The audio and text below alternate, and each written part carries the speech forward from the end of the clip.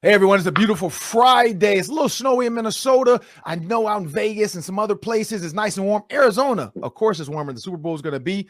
This is Locked On Sports, Minnesota's YouTube channel. I'm Ron Johnson. That's Gabe Henderson joining us this week on the Football Friday Roundtable. We got Luke Inman and we got Sam Ekstrom from the Ron Johnson Show. And I want you everybody to know this episode is brought to you by FanDuel Sportsbook, the official sportsbook of Locked On. Make every moment more by visiting fanduel.com/locked-on today to get started. And stick around for the end, people, because I came up with a parlay last night. $100 can win you 11,600 and about $70. You talk about being dialed into two games. Oh, I'll be dialed in because that's a parlay I want to hit. I don't know who wouldn't want to put up 100 to get $11,000. Hey, but some things got to happen. We'll talk about that later in the show.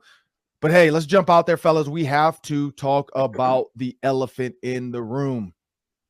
Yes, Aaron Rodgers might be traded. Yes, the Lions don't really know the future of their quarterback. Somehow, though, the Vikings' odds to win the Super Bowl are lower than the Lions and the Packers. Like, how in the world can the Lions and the Packers be favorites to win the Super Bowl over a Minnesota Vikings team? And we know things are going to change. We know things are going to move around a little bit with the salary cap, and I get it. People don't trust Kirk Cousins. You heard Mike Florio earlier this week go off about Kirk Cousins being just good enough to win games, but not good enough to win you a championship. Let's start with you, Luke. Ron, you mentioned the changes that are going to take place this offseason. I think that's what kind of Vegas is predicting. The NFC North, even towards the end of the season, feels like you started to see a shift in the balance of power. Maybe we're starting to change a little bit. Remember, with one good offseason, any team can go from worst to first. And you look at even Chicago, Ryan Poles, they got the number one overall pick. That's going to be worth a king's ransom this year in a deep quarterback draft. They got over $100 million to spend in free agency, which is absurd as well. But with Detroit, Dan Campbell has really built a real foundation over there, a new culture in Detroit. And you look at the biggest difference between the Vikings and Lions right now. I see one team that has a core of aging veterans on the wrong side of 30 with not a lot of money to work with, and another team in Detroit that they've just built a nucleus of young, emerging talent with Amon-Ra St. Brown, Swift, Penei Sewell, Aiden Hutchinson, a top 2 pick. Jared Goff was lights out. Jamison Williams, we don't even know what he's going to look like yet. And now they have 2 more first-round picks. So they're young, they're hungry, they're loaded with talent. It doesn't surprise me, honestly, knowing how much the Vikings overachieved this year. Vegas understands that more times than not, they're probably going to regress back to the mean a little bit after a year where you win literally every single one-score game. Packers are interesting because they really underachieved this year too. And now with Rodgers possibly on the way out, surprises me they're almost still up there as a favorite. But at the end of the day, I really think it's just Vegas kind of protecting itself in case he does come back. They don't want to get burned by the bettors who got him at really good odds. Their defense on paper should be a lot better than what it was this year. And I don't know if they want to roll with Jordan Love. I mean, he's shown enough flashes that he could be more than competent running an NFL offense. But I just think, Ron, the Vikings at the end of the day, just knowing their cap restraints, right? And the fact that they're likely going to have to move on from at least a big name or two. And that's with maybe the worst statistical defense in the league this year. Plus, knowing they're missing some key draft picks as well. I just don't know how Kwesi can realistically improve this team enough to duplicate the same success, just given the lack of assets, the kind of lack of ammo this offseason. But meanwhile, you got the Lions stock. That's pointing way up. 5 picks in the top 80 this year, guys. Well, Sam, what you got? Yeah, well laid out by Luke. I think that Vegas is anticipating a big Vikings roster reconstruction, which could make them worse. But I also think that it could be addition by subtraction in a few different cases because you're going to have the ability financially to reinvest that money and potentially improve your team. But I think Luke's right. The Lions' arrow is pointing up. The elevator's going the right direction. Now, what are they going to do at quarterback? We don't know exactly. Are they going to draft a quarterback in the future? Are they going to stick with Jared Goff? And the Packers could change the second Aaron Rodgers is out the door. So it might not end up being the Vikings are number 3 in the division to win the Super Bowl. It could end up being that the Packers trade Rodgers. The Packers fall like down kind of with the Bears in the cellar. And then it's the Vikings and the Lions vying for the NFC North. I think that's a realistic scenario. But hey, if the Vikings are going to be undervalued, they still have Justin Jefferson. They still have an offense that is ready to win. And with that group intact, I think it actually becomes a value bet if people are going to overlook the Vikings to win the Super Bowl. I wouldn't mind putting $10 on that. Ron, what do you say? 10 or 100 to win 11,000. I love a good value bet. I don't know if this is quite the same extent, but I'd lay a little bit on that. Gabe, what you got? Yeah, I feel like Luke and Sam took the obvious points, just phenomenal points. So I'm gonna go a little bit more simple, and I'm give an example. So like this morning, right? We started the show. I'm chewing food, right? So fans are probably looking at him as like, man, why are three guys smiling and another guy's chewing? Well, I forgot to take my vitamins this morning, so I had to get the vitamins in before we started. And I look at that as the Vikings, right? Every other show, I've always taken my vitamins early, been ready for the show. And like the first 12 to 13 games, the Vikings were ready. And this is a league of what have you done for me lately? And lately, the Green Bay Packers ended the year with a winning streak. The Detroit Lions ended the year 9-8 on a winning streak. They didn't need their vitamins because they were already young. They're already fit. They already know what to do. And I look at this as a statement of Vegas saying, well, this is a younger team. They've done a lot for us lately, so why not put our odds against them? Yeah, I do agree with Sam. I do think this could be a purple and blue division the next couple of years, because I still think the Vikings can still contend for at least the NFC North. Just with this current roster, yeah, you're going to have to reconstruct some deals or cut some guys or trade some guys and try to figure some things out. But there's going to be a lot of moves made this offseason for this Minnesota Vikings team, and a lot of people don't know what they're going to be. So I get what they're saying when it comes to, yeah, the Packers, yeah, the Lions. Those teams are I mean, we know what to expect out of those teams. So we'll see how it goes, but I appreciate you guys not calling me out in the beginning. Yeah, that's a good point, Gabe. Yep, and we would never make fun of you for chewing because we've all been there. Here's where I go with it. Vegas just wants money. If I'm going to look at the people who have the most hope for their team, but also say, this is a value bet, it's the Minnesota Vikings. When you look at Kevin O'Connell, you look at Kirk Cousins is coming back for sure. Justin Jefferson is coming back. You're going to have one of your running backs in Dalvin Cook or Alexander Madison. So you'll have that back. You're going to have Christian Darrisaw, Brian O'Neill, Ezra Cleveland, guard center. I don't know. John Michael Schmidt, first rounder. It's there. So there's a lot of things with this. Now, defensively, and I look at the teams in the deal right now. The 49ers, for instance, they're 20th in the pass game. You look at the Bengals, they're 23rd in the pass game. The Chiefs, they're 18th in the pass defense game. So, and the Bengals have given up, they were 16th. They gave up 335 yards a game. So if you can get some semblance of a defense with that offense, this is a team that, yeah, those odds are worth it. And why not bet $100 to win more money and just say, you know what, this is on the season. I mean, Mattress Mac is out here betting $1 million to $2 million on the Dallas Cowboys. We can easily put up $100 on the Minnesota Vikings with great odds. And I think that's the key for this. Vegas just wants money. That's it. I don't think anything, because again, they know that if Rodgers leaves, those odds are going to completely go down and tank. And everybody's like, I wouldn't bet a penny on that, because I would rather keep a penny than lose it to the Packers without Aaron Rodgers. There's no way they're going to the Super Bowl without Aaron Rodgers. So that's just Vegas being smart, trying to win money. I get it. Let's move on to the next one. NFC coaches. So we know what the NFC look like. Dan Campbell, Kevin O'Connell, you got LaFleur, and then you got Eberflus. Now, Eberflus, to me, I don't know. He's just kind of out there. But you look at LaFleur, Campbell, and Kevin O'Connell. Those are three coaches this year that kind of took the world over and really had and LaFleur is because he's an attractive guy. Let's be real. Like the ladies like to look at him. He's attractive. But Kevin O'Connell, Dan Campbell, they got their teams playing well. But Kevin O'Connell's not on this list. He's not on the list for Coach of the Year. And we talked about that. Now you got Doug Peterson, you got Dable with the Giants. And so when you look at that, you're like, well, he didn't play, all those teams, but the teams he did play, he beat one of them, the Giants. He lost to the Eagles. So where do you put him? Was he snubbed? I don't know, but Gabe, what do you think? Was he snubbed? Yeah, I do think he was snubbed, but if you're going to put Kevin O'Connell in that conversation, you got to put Dan Campbell in that conversation also. I think both of those guys should have been on that list just based off of what they did with this team.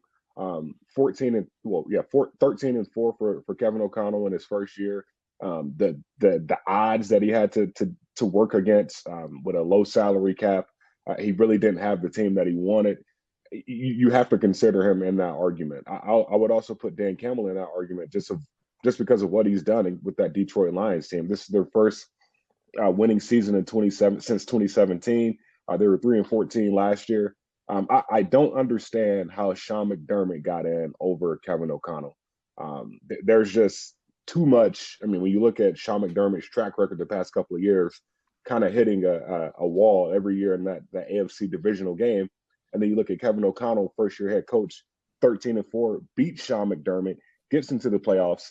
Yeah, you didn't get the game that you wanted to win, but there's a cause for concern of why isn't Kevin O'Connell in that conversation. So maybe next year it is a league of what have you done for me lately, and I think Sean McDermott has the people in New York's ear when it comes to, hey, I should be in this conversation, or Josh Allen should be in the best quarterback conversation in the NFL. But I think it baffled me why Kevin O'Connell was not in that conversation. So he got snubbed. Luke, what you got? I don't know. I had to really check myself a few times during the year and ask myself, am I just being a homer or what? Like, what's going on? Where's KOC in this coach of the year discussion? Like, totally understand Nick Sirianni being up there because of the record and what he did with Jalen Hurts this season.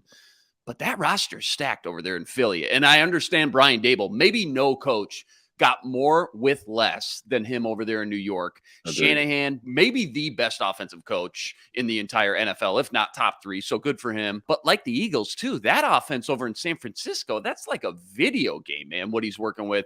Doug Peterson, great first year with Trevor Lawrence, but come on. 13-4, 11-0 in one-score games. I think the lack of love, the lack of spotlight KOC got from the national media this season, I just thought it was surprising, to say the least. And I guess you can say, well, he took over a roster that was ready to win now a little bit. That's true, but you still got to go out there and do it. You got to go out there and produce. And even though there was talent on the team, no one gave him a chance to win 13 games. I think their over-under at the beginning of the year was like 8.5. Maybe it moved up to 9.5 right near the end. But massive overachiever in his own right. I definitely thought he was snubbed, robbed of at least being nominated, right? At least got to be in the top 5 of those top 5 coaching candidates for the award this season. Because I'll tell you what, if he can't get nominated after what he just did, winning 13 games in the fashion they did as a rookie head coach, no less, I don't know what it's going to take for him to get in the mix, let alone win the whole thing, outside of maybe just going on a Super Bowl run. Yeah, when I think of coach of the year candidates, I think of who elevated, who got more out of less. I think even with the stacked roster, Kyle Shanahan still had to elevate Brock Purdy. That's a pretty good coaching job. And remember, guys, they were 4-4 at one point. So for what they did the second half of the year, I think he's deserving. Nick Sirianni, I think best team in the league, arguably. He's deserving. Doug Peterson, amazing second half of the year, pulled them back from nowhere. I get it. Again, why isn't Dan Campbell there? Sean McDermott, I don't know if this is part of the voting. His leadership during the DeMar Hamlin issue, I thought was admirable, and it's obviously a very good team. I'm not sure how much he elevated their play on the field this year. The guy that bugs me is Brian Daboll, because the Giants only won 9 games. Now, I know he elevated them from less, but 9 games. Kevin O'Connell brought the Vikings 5 games better than they were last year. And is it because he didn't encounter enough adversity? He didn't have anything to pull them out of because they just won so consistently? Is that the knock on Kevin O'Connell? They didn't have enough injuries, so Kevin O'Connell couldn't persevere through that. He was almost like so consistent and so good this year, just in terms of wins and losses, that there wasn't like a big storyline that Kevin O'Connell's pulling the Vikings back from the brink, which a lot of these other guys have had to do. So maybe that's the rationale, but I don't get it. For me, I don't think he was snubbed. I'm sorry. I don't think he was snubbed. And this is why. Now, if you were to say the voting just happened or the nominations just happened, I'd say I totally get it, because every single coach on this list won a playoff game. Kevin O'Connell did not. But the fact that it ended in week 18, I can agree with the Brian Dable. Like that one to me is a little bit shocking. Because McDermott, they beat the whatchamacallits, the Dolphins. Because you can say, well, the Vikings beat them, but it was a miracle. You could say, well, the Vikings beat the Giants, but they needed a field goal at the end to win in overtime. Peterson and the things they did, like you said, you're right. Nick Sirianni, Eagles have the best everything. I mean, you look at their defense, they're first, second. I mean, they're just killing it. Like they're eighth in points allowed, 20.2. So on all facets of it, Nick Sirianni, to me, should win it. Like as far as taking a guy in Jalen Hurts that nobody believed would do what he's doing now and having one of the best attacks in football. But here's where I go with Kevin O'Connell. Win. But not just win the way they won. I mean, I get it. 11 games, close games. It's a big deal. But your defense giving up 400 yards in multiple games, 5 at one point in a row. I think that's what held him back. His offense, no question, one of the best out there. His scheme, great. There were times where it stalled and we're like, what the heck's going on in the third quarter? But you are the head coach. You're not the offensive coordinator. So you're the head coach. Why is your defense so bad? That's where I think this voting came in. Giants, yeah, they only won 9 games, but it was a little bit more balanced. Their points for, points against weren't as bad as the Vikings. The Vikings were the worst 13-win team in NFL history, pretty much. So that's why I think he got that knock. Like, it's just like, hey, you're not the offensive coordinator. You are the head coach. Why is your defense so bad? We're going to ignore your offense.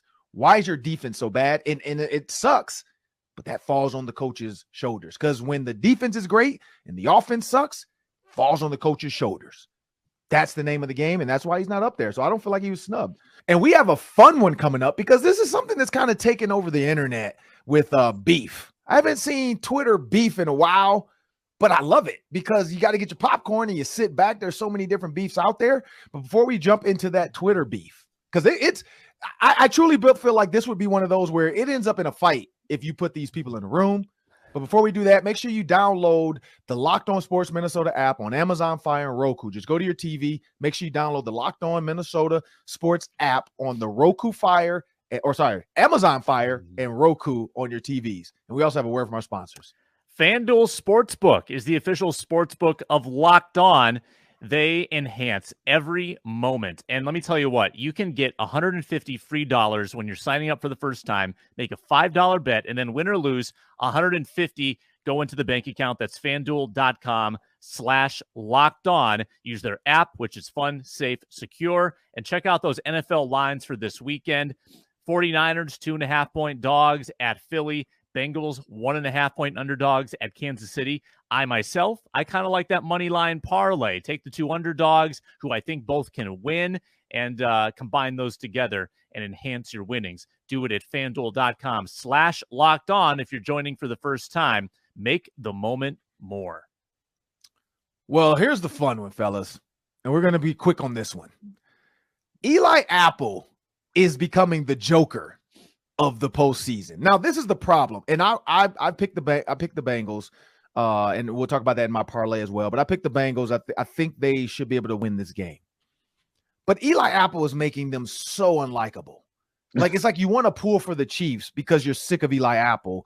Because you look at all the stars on the Bengals, and you don't see the stars doing what he's doing, and he's out there Cancun on 3, and then and I get he made a mistake, but the hand heart emoji, which is DeMar Hamlin's thing, you kind of knew what you were doing, and then you had to backtrack because one of their defensive linemen said, "Dude, like, you lucky I can't see." Oh, Shaq Lawson, I think. Like, you lucky I can't see you because I put hands on you. And then, of course, he comes back. Hey, man, I wish you had that energy when we played. You maybe would have won the game. Like, I mean, it's just like he's going to keep being the Joker. Like, he's going to keep antagonizing, like, Cancun on 3, Stephon Diggs comments. Like, oh, man, okay, that's what we're doing now. I think he called him corny, clout chasing. He's a corny clout chaser. And then he's like, yeah, go chase something in Mexico with your boys. Like, it's just like he's going to ride it. He's going to ride this wave, and he better hope they win. Even if they lose the Super Bowl to the Eagles, which they will, he better hope they win because the minute they lose, he's going to get absolutely attacked. And if he gets beat, like if Juju or somebody hits him with a double and gone, oh, he's in trouble. He's Good in thing trouble. Tyreek isn't there. Tyreek could be giving him the deuces. Yeah, Tyreek Oh can't my do gosh. that. Can you imagine? But Jet McKinnon, you got a lot of guys in line up a receiver. They got some speed. But Juju just mosses them. And that is the one thing I will say about the Chiefs. They don't have a Tyreek type of guy. And so that's where Eli maybe is like, all right, I'm not going to get beat too bad. But yeah, he's just losing. So when you look at Pat Beverly and what he's done and how he antagonized, got the Dame, the too small, the Ja Morant, is Eli Apple turning into the Pat Beverly of the NFL? Let's go with you, Gabe. Yeah, I do think so. Because he's one of those guys where he doesn't really contribute much, but he's going to get the last say so. And it's like, dude, like, what are you talking about? Like, you gave up 15 yards on this catch. You just gave up a touchdown. Like, why are you talking? Like, I wouldn't mind being his teammate because, Ron, like there are certain guys on the team that just come to play. Like, it's just like, like I know I'm a baller. I ain't got to say too much. But at the same time, if you get me talking, I'm going to talk back. When you got Eli Apple that's talking for you, it's just like, hey, he said it, not me. But like, if you got something to say, then you can come to me. Eli Apple is one of those guys where he's just always yapping. It's just like, bro, like, look at the scoreboard. And it's like, yeah, look at the scoreboard. My team is winning. But like, what have you done though? It's kind of like the Micah Parsons and Deebo Samuel beef that happened after the game where Deebo Samuel was like, yeah, you said you wanted us, right? And Micah Parsons was like, bro, well, what did you do though? Right. That's kind of the beef with Eli Apple. And that's what, Pat Beverly, he does that week in and week out. And it's like, he did that with Dame Lillard the other night. It's like, bro, you only scored 8 points. Like, why are you talking right now? So I get it to your point of saying, well, you kind of want to cheer for the Chiefs simply because of Eli Apple.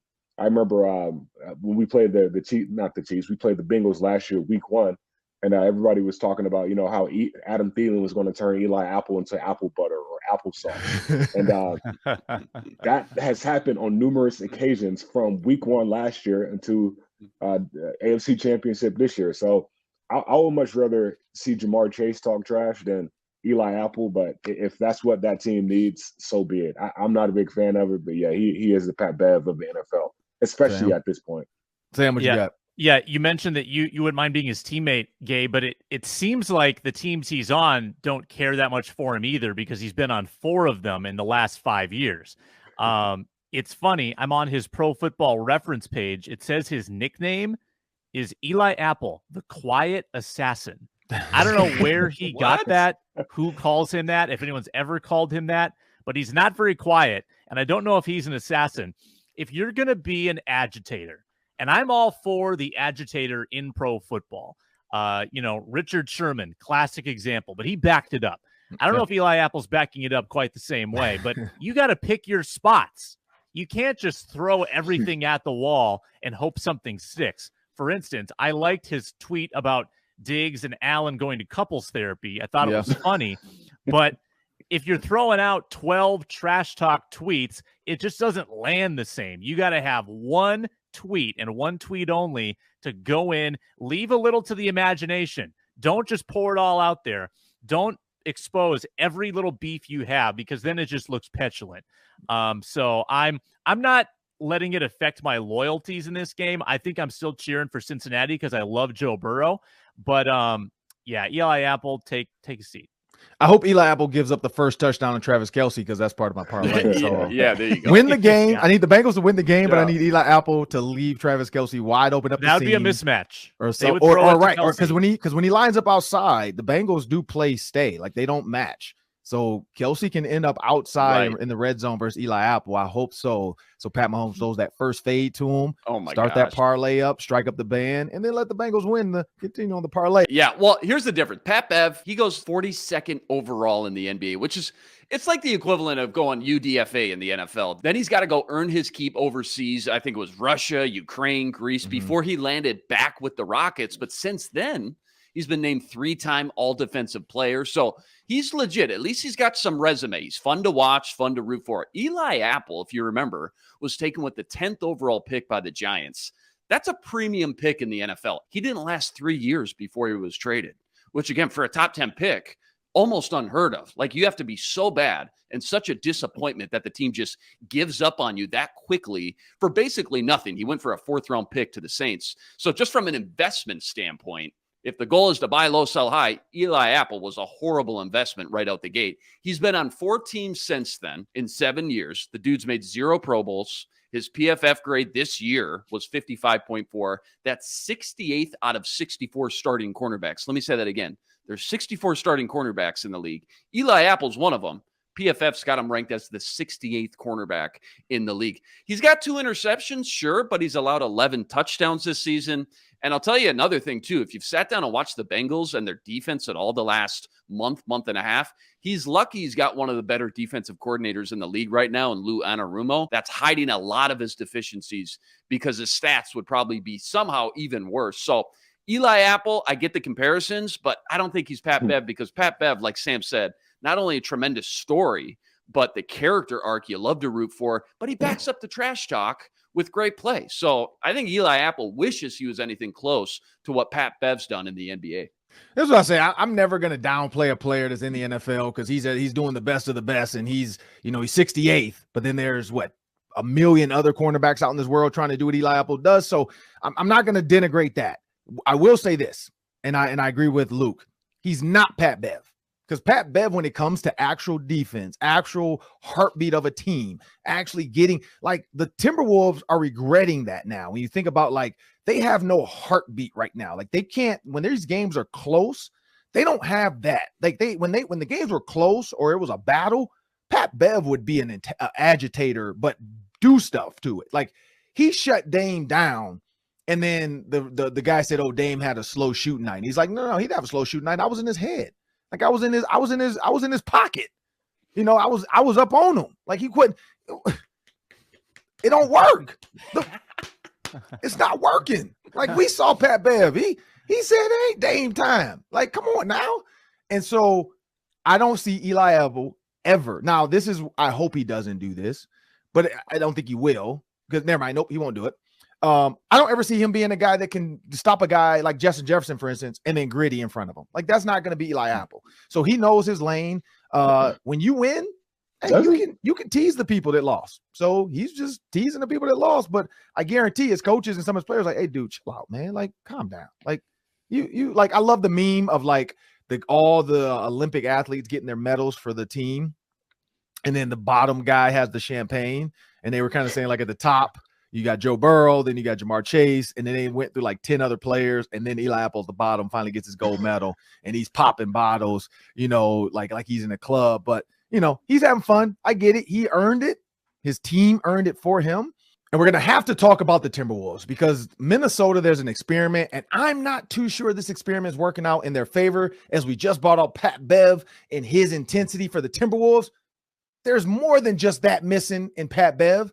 We'll talk about that. But before we do, remember, when you subscribe to Locked On Sports Minnesota, you're getting endless Vikings talk with local experts. Subscribe to the free Locked On Sports Minnesota podcast feed wherever you find your podcast, and you can find all of our videos on Locked On Sports Minnesota's YouTube channel.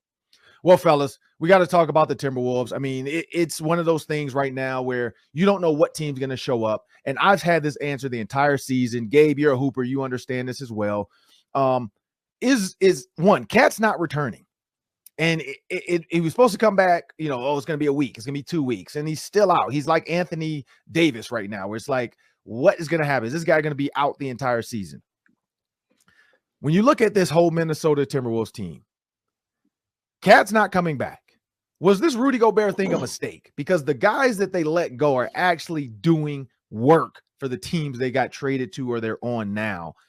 Do you think it was a mistake? And then what do you do with an injured Karl-Anthony Towns? Do you try to move him and get more pieces? Do you try to go away from both bigs and try to make your roster look like the Warriors? I don't know the answer, but I'll start with you, Sam. Well, you're trading low on both of them. I mean, I think if you can't give up on this deal yet, you can regret it, but I don't think you can immediately undo it. Rudy Gobert has been banged up and also playing poorly, and he's got a bad rap right now. Karl-Anthony Towns is hurt. So if you're going to do any major blow-ups this year, you're not going to get equal value. I think if you're going to make a trade, you got to wait until you have a little bit of leverage. If the Wolves are sitting on the move, it would be to fire Chris Finch. Like if they went and lost 5 games in a row right now, I think the coach would absolutely be on the hot seat because he was tasked with finding a way to get all these bigs playing together, and they weren't playing well when they were together, and now they're injured. So they've actually been playing better of late, guys. They just have been losing down the stretch in a lot of games, and that's been keeping them around 500. But there is such an opportunity here. There is still such an opportunity with 50 games in, 32 games left to figure this out. They are 2 games from the 4 seed. The West, the West is bad. The West is congested. If the Wolves want to be the team to go on a surge, they could be have a home playoff series. So I'm not going to give up on it yet. There's opportunity here. Get Cat back and then try this thing again and see if it works better than it did earlier in the year. Gabe, what you got? Yeah, Sam, you hit that right on the head. The fact that, they've been, I'll put it this way. They've been living under expectations and they're still, a few games behind the 4 seed. Like that pretty much tells you like you still have time to figure it out. I said it from the jump. I think I was on you guys on your show, Ron, probably a week after they traded for Rudy Gobert. And I was like, this trade is terrible. Like, why would you give this much up for a person that's averaged less than 13 points in his career and less than 12 rebounds in his career? Like, granted, right now he's playing to the expectation of what you drafted for. Like, he's averaging, I believe, like 13 and 11. So, like, he's pretty much on par of what he's done in his career. But I don't know why Timberwolves fans expected just this, Eiffel Tower 20 and 10, 20 and 15 type of guy to come in and make these kind of plays. Like, that's just not who he is. I think this Timberwolves team, gave up way too much for a guy that doesn't really have an offensive presence in the NBA. But still, the fact that you're still only a few games out of the fourth place seed, and you're still in that playoff picture, you still got time to fix it. I do think karl-Anthony Towns comes back before the year is over. I don't know if that's after the All-Star break or right before the All-Star break, but I do believe if they keep trending this way, they're still going to have time to kind of figure this thing out. Like, it's an experiment. Year one is always an experiment. You look at, I'm not even going to go down that road. I was about to compare him to somebody in a trade that he shouldn't even be in the same breath as. But usually when you think of trades of this magnitude, it takes a year or so to figure out. So there will be a trial period, maybe the end of this year. And then next year you say, okay, can Chris Finch really get this thing done? If not, then, that's a bigger conversation. But still, I think you're getting what you're expected. Like, if Timberwolves fans are expecting to win the NBA Finals this year or next, they're fooled. And I mean, it's just as simple as that. So yeah, that's my take on it. Mm-hmm. I hate it. I hated the move. I agree. I think you blow this thing up, and not completely. Like, I do believe in karl-Anthony Towns. I think they were on to something with him. He is one of the best big man shooting players. But you have a guy in Anthony Edwards, and I told Anthony I met him at the Vikings Giants game, and he and I talked quick just because I'm like, man, because he told me, like, I can go play tight end right now. And when I stood next to him, I'm like, you're damn right you could. Like, dude is legit 6'5". He's solid. Like, he looked like, I'm like, man, you would, like, in the red zone, ain't nobody stopping that. Right. Who's stopping that in the red zone? Throw the fade. And he even said, he's like, man, put me in right now. Now I'm like, you don't want to do the blocking. You just want to catch the balls. But here's where I go with this. Anthony Edwards is a guy that needs space. He needs to be able to, when he goes to the lane, like Ja, for instance, it can't be too many people in there. With Rudy Gobert is always in there. Like, he can't be spaced out because when he's at the 3-point line, his defender doesn't need to go out there. So it's like your guy is then going to slough off and be able to help every single time. So it doesn't help. That's the one thing about Ja is when Ja goes, if you notice, there's not another Grizzly within 4 or 5 steps because they can space you out and let him create, just like Steph Curry with the Warriors. Same deal. That's why you go get Andrew Wiggins and you have a Draymond Green at your 4. Like, that's where, I mean, you got Wiggins at the 3, Draymond at the 4. That's how small the Warriors go, and Clay, and they win. Clay's in there, and sometimes they'll go Jordan Poole, Steph, Clay, Draymond, and Wiggins, where Draymond's the 5. and Wiggins is your 4, and they're winning. Now, this year, they're not winning because Steph's been hurt. Clay's been hurt. We know that. But I do agree. I will say, Sam, you pointed out a great point. They're only 2 games back, basically, from the 4 seed. Literally 3 games back, 3.5 pretty much back from the Kings. And here's where they can put themselves into a good position. You're playing the number 2 and the number 3 teams in your conference in the next 3 games. They got a back-to-back with the Kings, and they got the Grizzlies. If they can win 2 out of those 3, I don't know if it's beat the Grizzlies and then beat 1 and split with the Kings, then we might be talking. But if they lose all 3 of these and get their butts whooped, again, you got to kind of figure out, like, what is our offense going to look like? I just don't think this was the right move. I think Pat Bev, that's a guy you should have kept. He's a glue guy, but that's just my thought on that. One quick one too, fellas, real quick. There's a debate out there, and I sent this to you, Sam. Gabe, you've probably seen it. There's a debate that's taken over the internet. And we're all in the business where we have to take notes for our shows. We have to take stats down. And the media people of the world, one, we're bored because there's not a ton of football on this weekend. It's just a couple games, so everybody's focused on that. But there's a tweet out there about which pin is the best pin. If you had to pick 1 or 2 pins, which pin would you pick? And it is the dumbest thing ever, but it has captivated me. And when you look at the pins, I don't know if you've seen this, Gabe. Pulling it up now. It's like some of the nicest pins. I'll text you, Gabe. Mina Kimes has talked about it. It's some of the nicest little pins, and it's some of the stupidest pins I've ever seen in my life. And that's one of them where it's like, when you look at the pins, you're like, who really does this? Like, what kind of maniac does this stuff? And so I'll go with you first, Sam. So like the first pin, the first pin is the one kind of like the business one. There's another business one, but then there's my favorite, number 3. It's the push pin, has the soft little deal for your finger so it doesn't hurt. Then you got like another medium one with the top, but then you got another nice one at 5. So 3 and 5 would be mine. 6 was more like a Sharpie marker thing to me. I didn't like those, but I get it. But then 7 is like prison. That thing is hard. It hurts. Like it is the worst pin. And so Mike Golick put 7 down, which I think he's just being a jerk. Mike Golick Jr. And then Mina Kimes said, I want to know who picked 7 so that I can report you to the FBI. Yeah. And I agree with that. Those are the serial killers for sure. They are, because that's the person they're going to use that and stab somebody. Like, unless you're trying to do a tracheotomy, you don't need that pin. That was the pin in most doctor shows where they give people a tracheotomy with that pin. So, Gabe, if that were you, which pin are you rolling with? Yeah, I'm probably going with 3 just because of the comfortability. You know what? I'll probably go with 5. I got big fingers, so I like the I guess the rubber part, you know, where you can like grip the pen and write. And so like with big fingers, you automatically write big.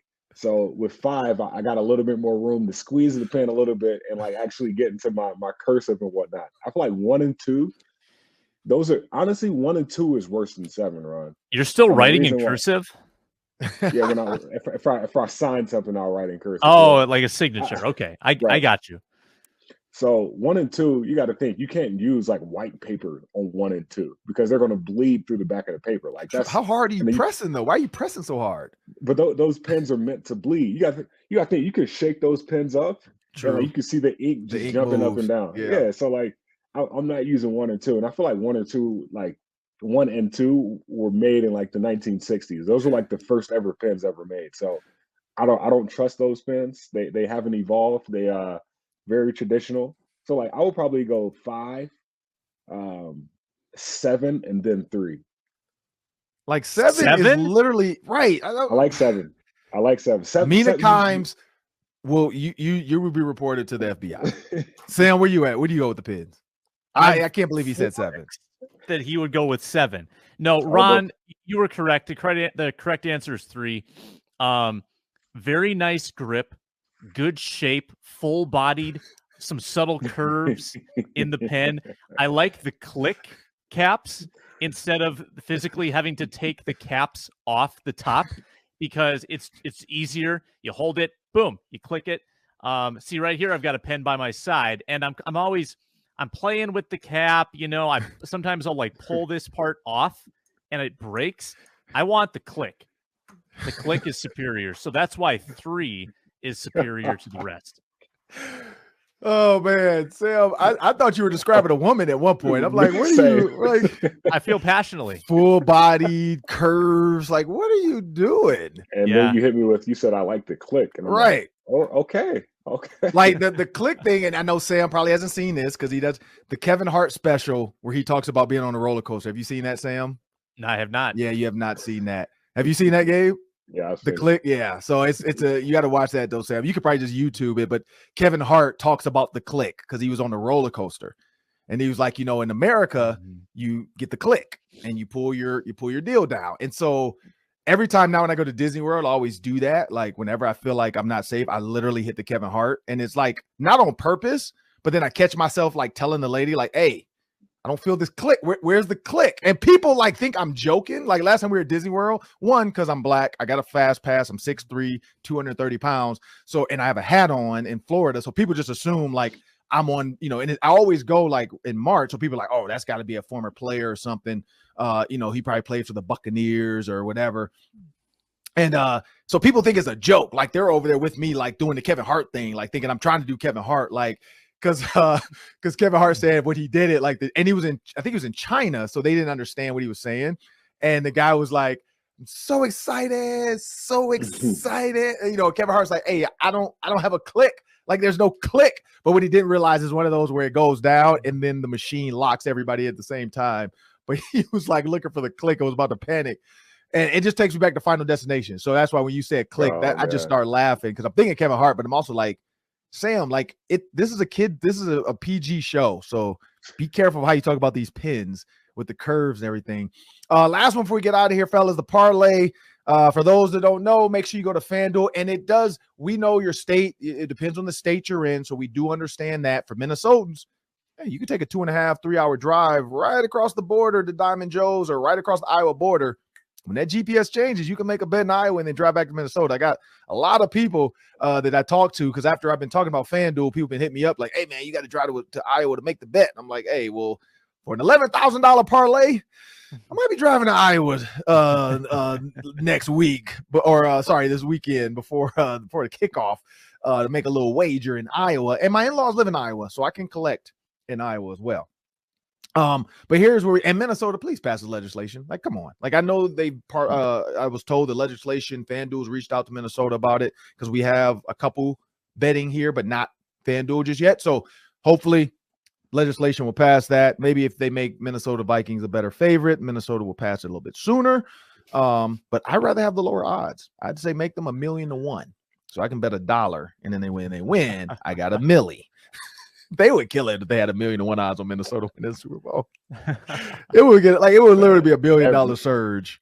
Everybody would bet. Everybody would bet that. Like even the Packers would bet that one. Like Aaron Rodgers would be like, I'll put 100 on that. Like $1,000,000 to 1 odds on the Vikings.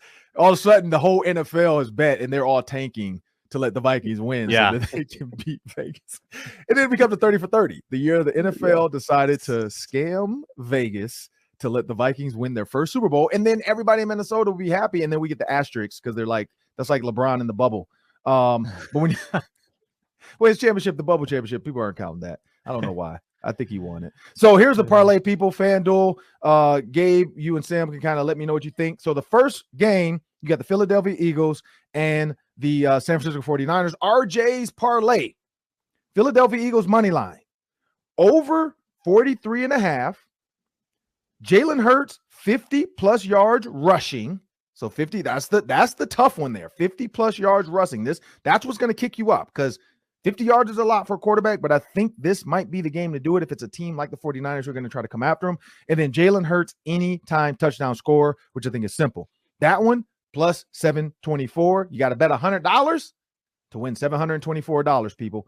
Here's the next one. Now, this one gets juicier for the Bengals and the Chiefs. You got T. Higgins, anytime touchdown score. So I like that. To the big guy. Yeah. I like that. Cincinnati Bengals money line. Travis Kelce. Now, this is where it kicked it up to $14,000.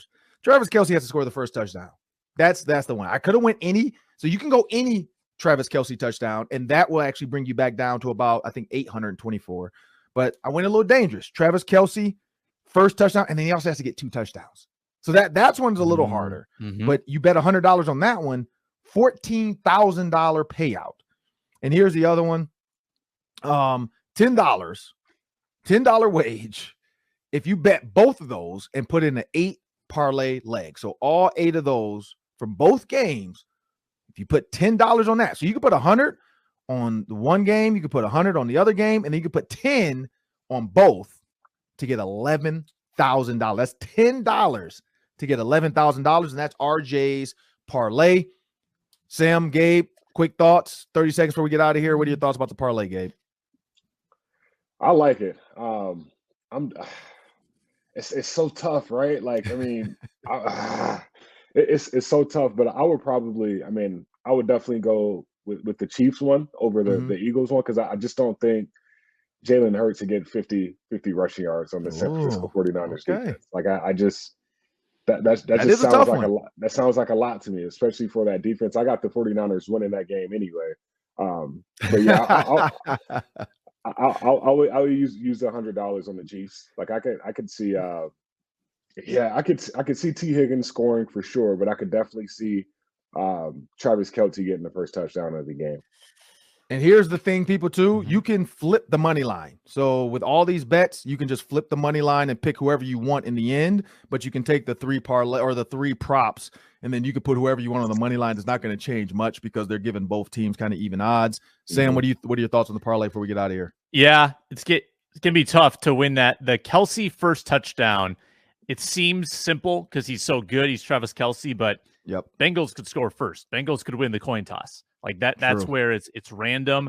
I think the Eagles won, actually, because if Hurts decides to run a lot in this game, that could help you with him scoring a touchdown and getting over 50 yards. So it all kind of works together. And I think them winning is likely. So I think there are just fewer moving parts to that Eagles parlay. So I would go in with you on that. Yeah, and so for Jalen Hurts, just to look at their offense, they've put up big numbers. He is a runner on teams. I'm looking at teams that have blitzed him, Pittsburgh, some of the other. He tends to get out of there in that RPO, you want to call it, or that lead rush block where everybody goes as a convoy, and Jalen Hurts follows the convoy of players.